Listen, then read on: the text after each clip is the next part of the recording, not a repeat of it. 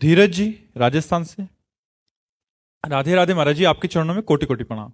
महाराज जी, आपने एकांतिक में एक बार यह कहा था कि पति जो भजन करता है उसका आधा भजन पत्नी को जाता है और पत्नी जो भजन करती है उसका भजन उसी को रहता है। तो महाराज जी, तब से मन बहुत विचलित है कि शादी करूं या ना करूं। मतलब ऐसे ही बहुत थोड़ा सा भजन होता है, उसमें भी आधा वो ले जाएगी तो मतलब गड़बड़ सा हो जाएगा। भाई देखो, जब पाणी ग्रहण संस्कार होता है तो हम पत्नी का हाथ अपने हाथ में लेते हैं और संकल्प बुलवाया जाता है, आज से तुम्हारे जीवन की रक्षा और भरण पोषण और तुम्हारी कामनाओं की पूर्ति के लिए मैं संकल्प करता हूं आजीवन। वो तुम्हारी अर्धांगिनी हुई, उसने तुम्हारा हाथ नहीं पकड़ा, तुमने उसका हाथ पकड़ा है। इसलिए धर्म हमारा क्या करता है कि पत्नी की जो दिनचर्या है वो पति की सेवकाई है। समझना, पत्नी का कर्तव्य नहीं कि सुबह से माला लेके बैठ गई है, पत्नी को ऑफिस जाना है, वो बोले जी हमारे जब 11 माला पूरा हो जाएंगे तो चाय बनाऊंगी। अब वो पति बेचारा भूखा ऑफिस जाए, वो माला काम नहीं करेगी। पत्नी का कर्तव्य है मन क्रम वचन एक ही धर्म एक व्रत नेमा, काय वचन मन पति पद प्रेमा। वो अपने शरीर से, अपने मन से, अपने वाणी से, अपनी चेष्टाओं से केवल पति की सेवकाई करे और पति जो धर्म करेगा, भजन करेगा, उसका हिस्सेदार पत्नी होगी। अगर पति मोक्ष पद के लिए कदम रख रहा है और पत्नी पति की सेवकाई में लगी हुई है तो वो केवल पति की सेवा से मोक्ष को प्राप्त हो जाएगी।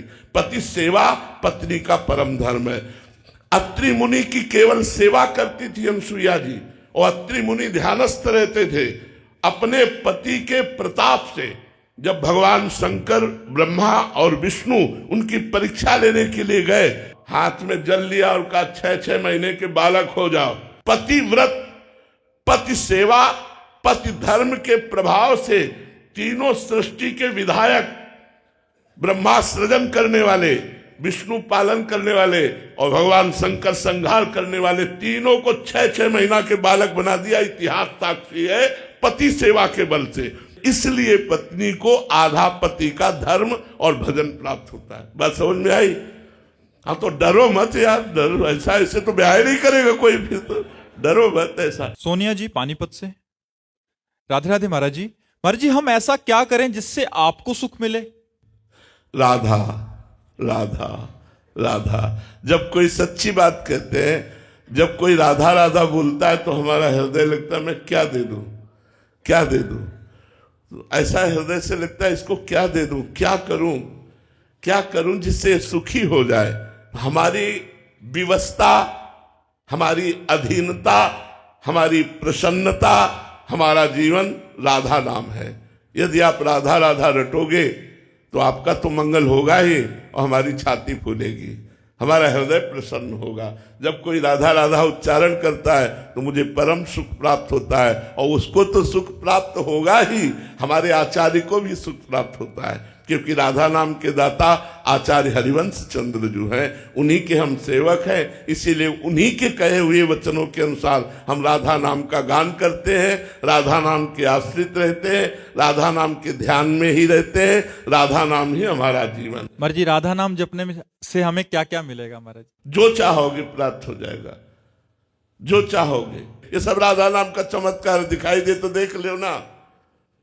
और ये हमारे राधा नाम का फल नहीं है, ये ब्याज है। फल तो होगा, हम निकुंज जाएंगे, श्री जी के पास जाएंगे, अपनी प्रिया जी की सेवा में रहेंगे, ये फल है। हम जिंदा बता रहे तुम्हें, मरने के बाद नहीं, हम जिंदा तुम्हें बता रहे हैं कि हम प्रिया जी के पास जाएंगे, इसमें 100% कोई संशय नहीं। और अपनी प्रिया जी की सेवा में रहेंगे, हम ठसक से कह रहे हैं। और ये है ब्याज, मूल तो ये है, और ब्याज ये देख रहे हो कि मारा वैभव घूम रहा है।